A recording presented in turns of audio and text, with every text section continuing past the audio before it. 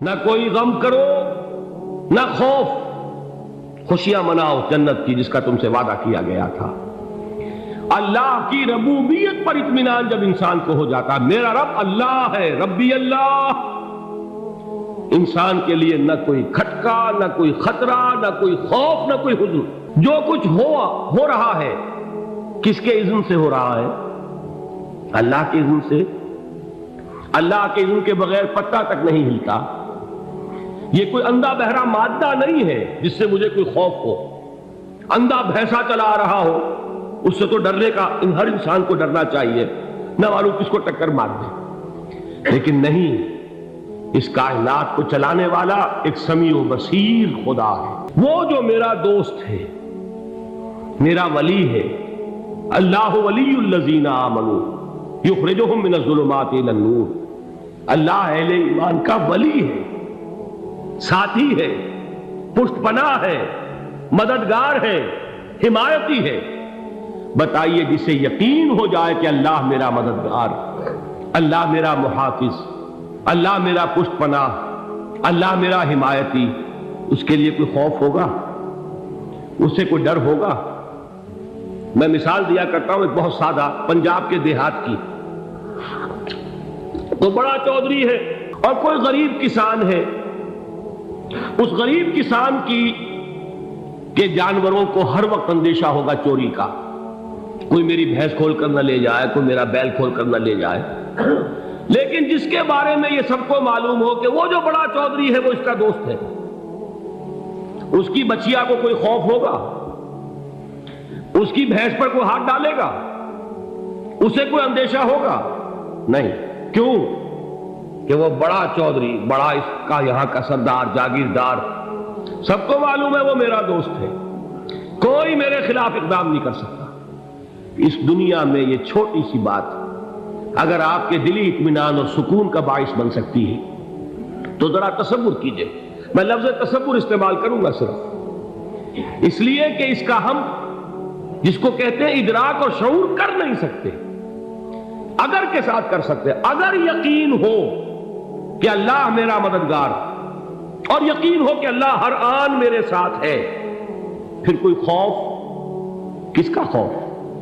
کوئی شے اللہ سے بالاتر ہے؟ کوئی قوت اس سے زیادہ طاقتور ہے؟ کوئی اس کے ارادے کو بدلنے والا ہے؟ کوئی اس کی مشیت کے آڑے آنے والا ہے؟ یہی بات ہے جو حضور نے فرمائی۔ یہ ایمان کا حاصل ہے لب لباب، کہ دیکھو اچھی طرح اس بات کو ذہن نشین کر لو، اگر تمام انسان مل کر تمہیں کوئی نقصان پہنچانا چاہے نہیں پہنچا سکتے، مگر جو کچھ اللہ نے لکھ دیا ہو، اور تمام انسان مل کر تمہیں کوئی نفع پہنچانا چاہے نہیں پہنچا سکتے، مگر وہ شے جو اللہ نے طے کر دی۔ آپ پھر میں کہوں گا ذرا طاری کیجئے، اسے فرض کیجئے، اسے سوچئے۔ اگر اس حدیث پر ہمارا دل ٹھکا ہوا ہو تو کسی سے ڈر ہوگا؟ یہ مجھے نقصان نہ پہنچا دے، یہ میری رپورٹ خراب نہ کر دے، یہ میری انکریمنٹ نہ رکوا دے، یہ میرا یہ نہ بگاڑ دے، یہ میرا یہ نقصان نہ پہنچا دے۔ اس کا ڈر، اس کا ڈر، اس کا خوف، اس کی خوشامد، اس کے لیے جا کر طرح طرح سے اپنی عزت نفس کو ذلیل کروانا اس کے سامنے، یہ سب کچھ کیوں کرتا ہے انسان؟ جب سمجھتا ہے کہ اس کے ہاتھ میں میرا کوئی نفع ہے، اس کے ہاتھ میں میرے لیے کوئی ضرر ہے، یہ مجھے کوئی غضب پہنچا سکتا ہے، یہ مجھے کوئی نقصان پہنچا سکتا ہے، یہ میرا کوئی کام بنا سکتا ہے، یہ میری کوئی ضرورت پوری کر سکتا ہے، اسی کا نام شرک ہے۔ جہاں آپ نے یہ سمجھا کہ غیر اللہ کے اندر کوئی طاقت موجود ہے، وہی شرک ہے۔ بتوں سے تجھ کو امیدیں، خدا سے نو امیدی، مجھے بتا تو صحیح اور کافری کیا ہے؟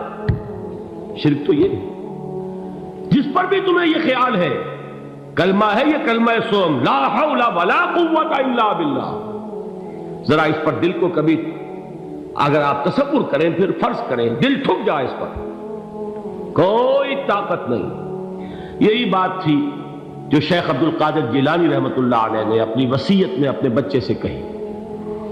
11ویں دینے والے ہیں، لیکن حضرت شیخ عبد القادر جیلانی کی وصیت اور تعلیمات کو کتنے لوگ ہیں تم جانتے ہو؟ یہ جن مقامات تک پہنچے ہیں وہ کس چیز کی بدولت پہنچے؟ انہوں نے جو پیغام دیا وہ کیا تھا؟ اے میرے بچے، جس طریقے سے قرآن مجید میں حضرت لقمان کی نصیحتیں جو ہے نقل کر دی گئی ہیں، میں یہ عرض کروں گا بالفرض اگر قرآن حضرت عبد القادر جیلانی کے بعد نازل ہوا ہوتا تو شیخ عبد القادر کی یہ نصیحتیں بھی قرآن میں درج ہوتی۔ اتنی اونچی نصیحتیں ہیں۔ اے میرے بچے، اس حقیقت کو ذہن نشین کر لے، لا فاعل فی الحقیقت ولا مؤثر الا اللہ۔ اس کائنات میں نہ کوئی فاعل حقیقی ہے نہ مؤثر حقیقی ہے سوائے اللہ۔ کسی شے میں کوئی تاثیر نہیں اگر اللہ نہ چاہے۔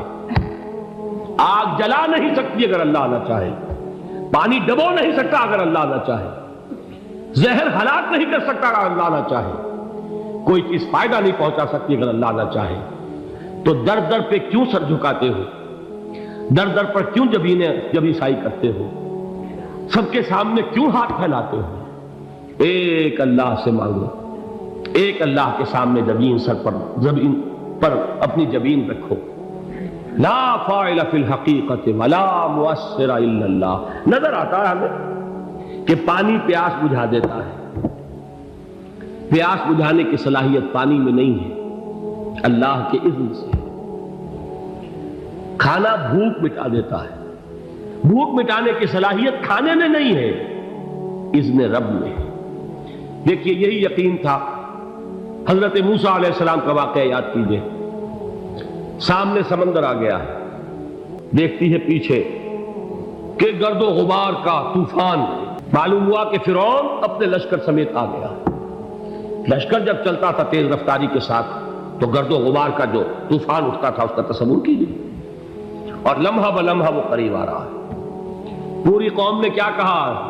اے موسیٰ انا لمدرکون، اے موسیٰ ہم کو پکڑے گئے۔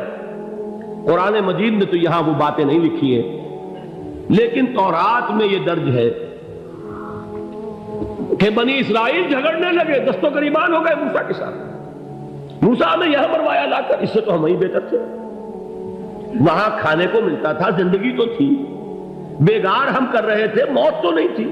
اب جو کچھ ہوگا اس کا تصور کرو، جس طریقے سے ہمارے ٹکڑے اڑائے جائیں گے۔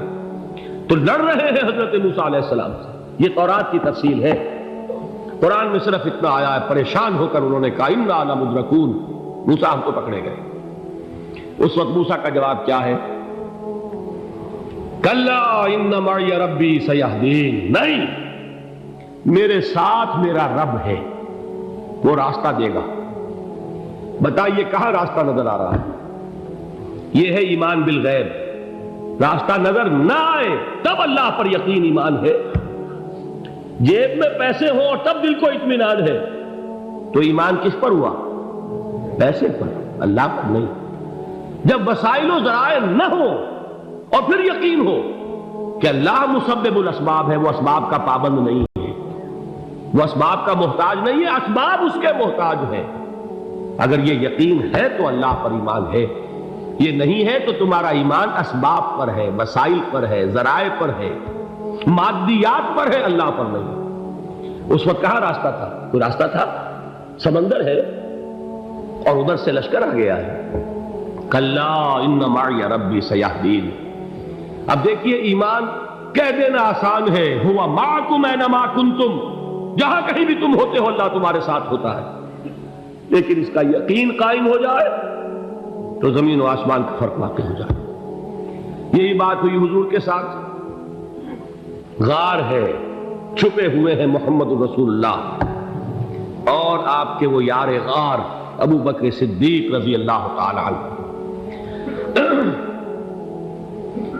اقبال نے حضرت ابو بکر کی شان میں چند اشعار کہیں صرف، لیکن واقعہ یہ ہے کہ بھاری بھاری نظموں پر اور قصیدوں پر بھاری، طویل ترین نظمیں اور قصیدے ہوں ان پر بھاری ہے۔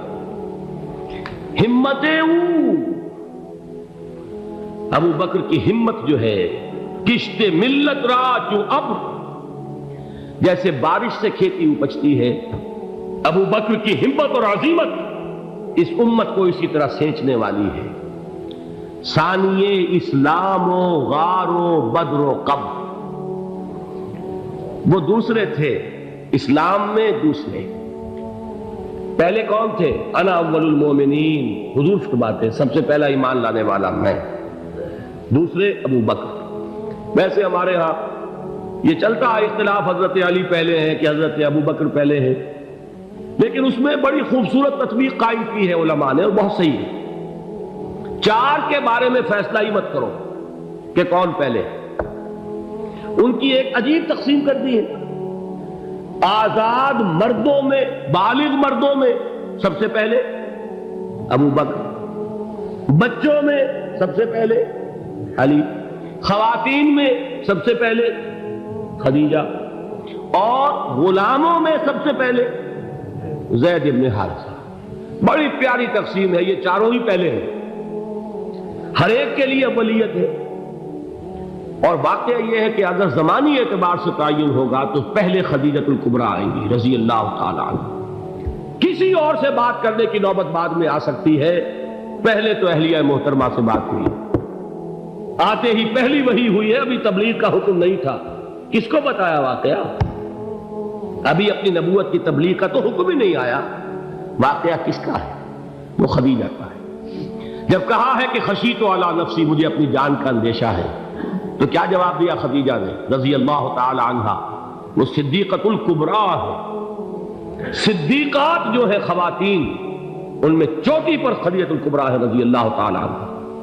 اور صدیق جو مرد ہیں ان میں صدیق اکبر ہے ابو بکر صدیق رضی اللہ تعالی عنہ. لیکن صدیقات میں چوٹی پر. جب حضور نے فرمایا خشیت علی نفسی، کیا فرمایا؟ کیا عرض کیا؟ کیسے تسلی دی؟ نہیں، اللہ آپ کو ضائع نہیں کرے گا. آپ غریبوں کے ہمدرد ہیں، آپ مساکین کے تکالیف رفع کرنے والے ہیں، آپ بیواؤں کی سرپرستی کرتے ہیں، آپ مسافروں کی خدمت کرتے ہیں.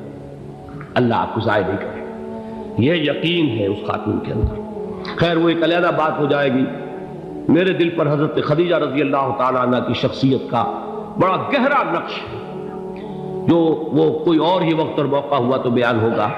بہرحال اقبال نے ایک مصرے میں جو 4 اولیتیں جمع کر دی ہیں، ہمت او کشت امت را چو ابر، ثانی اسلام و غار و بدر و قبر.